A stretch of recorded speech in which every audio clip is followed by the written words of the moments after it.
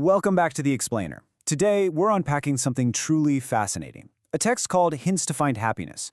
What makes this so interesting is how it takes those deeply relatable, everyday domestic struggles we all know and intertwines them with some very profound, unseen spiritual philosophies. It is a really fantastic structural breakdown of the modern household, and I literally cannot wait to walk you through it. So, let's jump right in. Authored by Ryuho Okawa, this book sits in a highly unique position. It doesn't just offer your standard psychological counseling.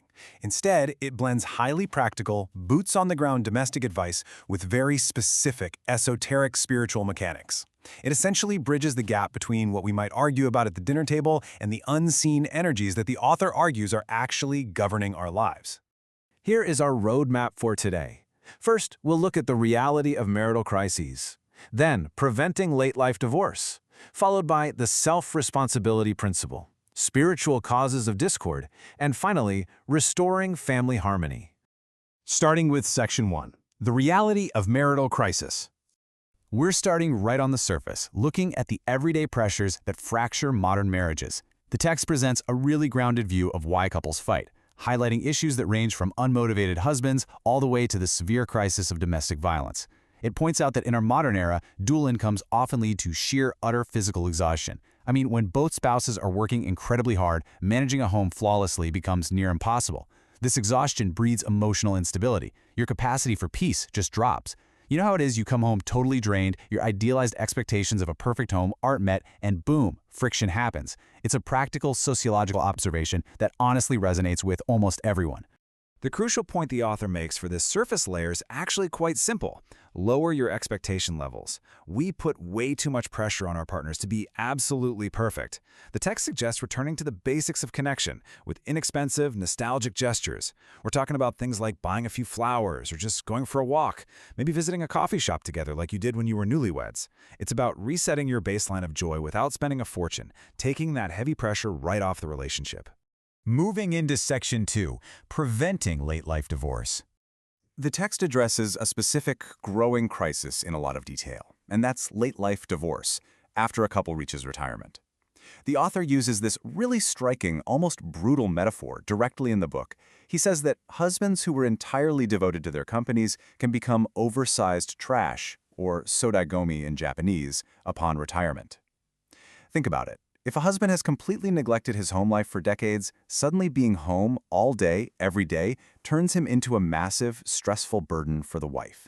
He doesn't know how to exist in the domestic space, and his wife completely loses her daytime peace. But the text gives a sharp warning to wives as well. It points out that it is highly dangerous for a wife to pour 100% of her focus and energy solely into the children, because eventually, those children grow up and leave. If she hasn't intentionally reserved some focus, some energy, and a foundational connection for her husband, they're going to be total strangers when that nest empties. So, to prevent this late-life rupture, the book offers actionable steps that absolutely must be taken well before retirement hits. You can't just wait until you're 65 to figure this out. The text recommends establishing shared hobbies on specific days of the week, maintaining consistent, intentional dialogue, even if that's just a couple of times a month at first, and essentially co-designing a life plan for old age together.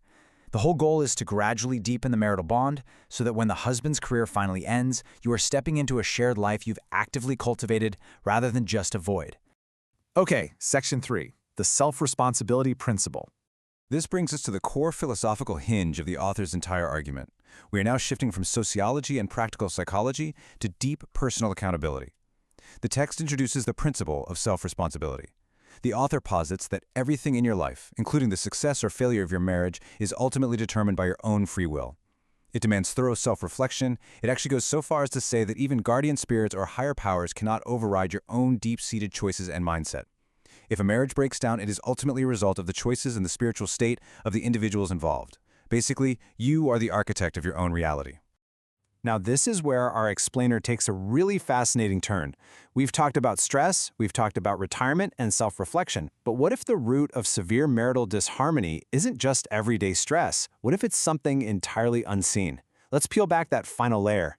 Section 4, Spiritual Causes of Discord.